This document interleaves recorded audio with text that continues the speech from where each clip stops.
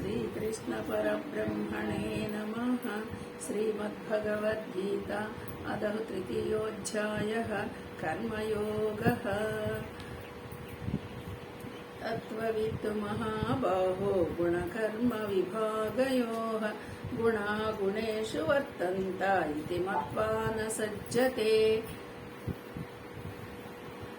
3వ అధ్యాయము 28వ శ్లోకం.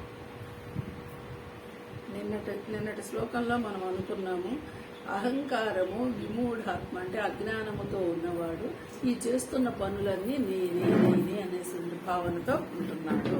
అలాంటి మోహంతో ఉన్నవాడు నేను కర్తను అని భావించేవాడల్లా మోహంతో ఉన్నవాడమ్మా. అదే అజ్ఞానం. ఈ చేస్తున్నదంతా నేనే అని ఎవరైతే అనుకుంటున్నారో వాళ్ళు అజ్ఞానంతో ఉన్నట్టు, మోహంతో ఉన్నట్టే. మరి ఇది నేను కాక ఎవరు చేస్తున్నారు అని తెలుసుకోవాలని ప్రయత్నం చేసేవాడు. ఇప్పుడు నేను కాక చేస్తున్నవాడు ఎవరయ్యా? అన్నిటికీ ఆ చైతన్యం అయినటువంటి పరమాత్మ. ఆ పరమాత్మ అనేది మనకి జ్ఞాపకంలో పెట్టుకోవడానికి కొంచెము ఇబ్బందిగా ఉంది. ఎందుకు ఇబ్బందిగా ఉందంటే, నేను అనేటువంటి ఈ దేహంతో కూడిన చేస్తున్న నేనే కనిపిస్తున్నాను, కానీ దీనికి ఆధారభూతం మూలాధారమైనటువంటి మూలము మనము గుర్తించలేకపోతున్నాం.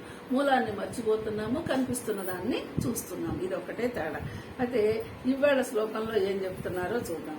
తత్వవిత్తు మహాబాహో గుణకర్మ విభాగయోః గుణా గుణేషు వర్తంతే ఇతి మత్వా న సజ్జతే. చూడండి పద విభజన. ఇక్కడ అయితే బానే ఉందయ్యా, ఏదో చేస్తున్న దాన్ని బట్టి నేనే అనుకుంటున్నాడు అంటున్నావు. మరి ఇక్కడ చూడండి, మహాబాహు అంటే అర్జున. ఇక్కడ మహాబాహు అనే మాట ఎవరికి చెప్తున్నాడు? అర్జునుడిని ఉద్దేశించి అంటున్నాడు. ఎందుకంటే ఈయన గొప్ప యుద్ధం చేసే చేతులు ఉన్నవాడు కదా మహాబాహు. ఓ మహాబాహు, గుణకర్మ విభాగముల యొక్క తత్వము ఎరిగిన జ్ఞాని అంటున్నాడు. ఇప్పుడు ఇక్కడ గుణకర్మల గురించి మనకేం తెలుస్తున్నాయండి? మనం ఏమనుకుంటున్నాం?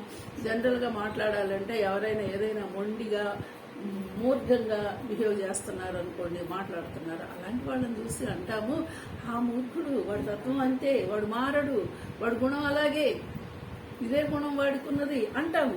కానీ నిజంగా గీతలో చెప్పినట్టుగా మనం ఆలోచిస్తే ఈ గుణాల గురించి ఎంత వివరణ ఉందో ఒకసారి బాగా మనము జ్ఞాపకం చేసుకొని ఆలోచించుకోవాలి. మరి ఇట్లాంటి ఈ 3 గుణాలు, సత్వగుణము, రజోగుణము, తమోగుణము, ఈ 3 గుణాలు మనలో ఉన్న వాటి గురించి మనం తెలుసుకొని, వాటి తత్వాన్ని తెలుసుకొని, ఇక్కడ వాటి తత్వం తెలుసుకోవడం అంటే ఏంటి? ఆ తత్వాన్ని తెలుసుకున్న వాడే జ్ఞానయోగి అంటున్నాడు.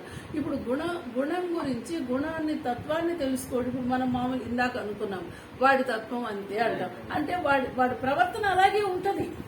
వాడి తత్వం అంతే అని మనం అంటే, మామూలు మాటలో చెప్పాలి అంటే వాడి ప్రవర్తన అలాగే ఉంటుంది. ఇప్పుడు సత్వగుణం ఉంటే సత్వగుణం తత్వం ఏంటి? సాఫ్ట్ గా తీసుకోవడము. సత్వగుణానికి తెలుపు ఉదాహరణగా చెప్తాడు. అంటే బ్రైట్ గా ఉండటము, దేనికి వెంటనే రియాక్ట్ అవ్వకుండా కాస్త ఆలోచించటము, అన్ని మనం పాజిటివ్ గానే తీసుకోవడము, ఇవన్నీ తత్వగుణ లక్షణాలు చాలా చెప్తారు. అలాగే రజోగుణము వెంటనే రియాక్ట్ అవ్వడము, దీనికి ఏం చెప్తాడు? ఎరుపు చెప్తాడు. అంటే పౌరుషము, పంతము, కోపము, ఇదిగో మనం చేసిన పనికి వెంటనే యాక్షన్కి రియాక్షన్ ఉండాల్సిందే, ఇలా ఆలోచించడం రజోగుణ స్వభావం అని చెప్తాడు. ఇక 3వ తమో గుణం ఉంది చూడండి. ఏది ఎలాగైనా నాకెందుకు అనే భావన.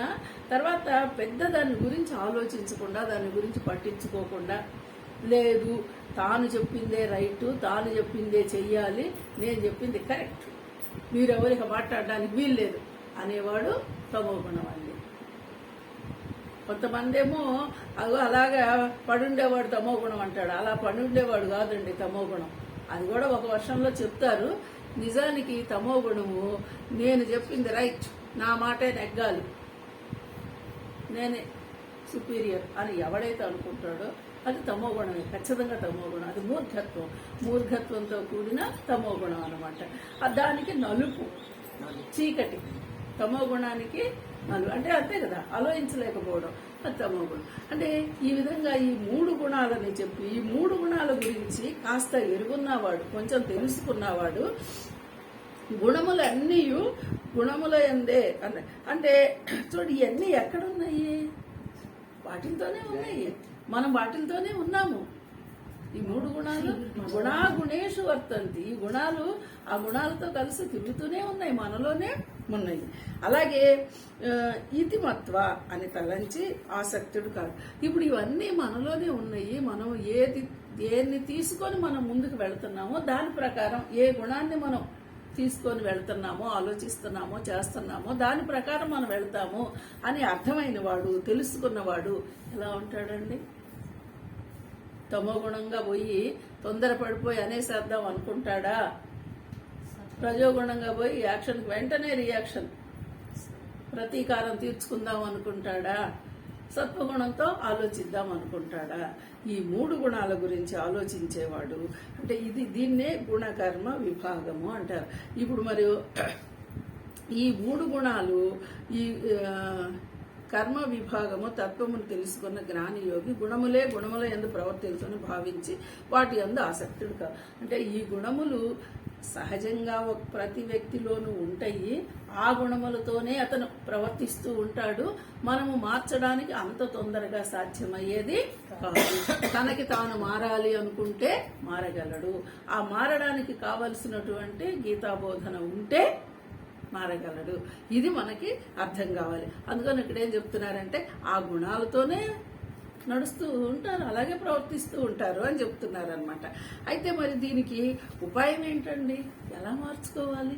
ఇప్పుడు మనము తమోగుణ ప్రధానంగా ఉన్నాము, దాని నుంచి రజోగుణానికి రావచ్చు, అక్కడి నుంచి సత్వగుణానికి రావచ్చు, ఎదగొచ్చు. మనిషి ఎదగకుండా ఉండే అవకాశం ఏమీ లేదు.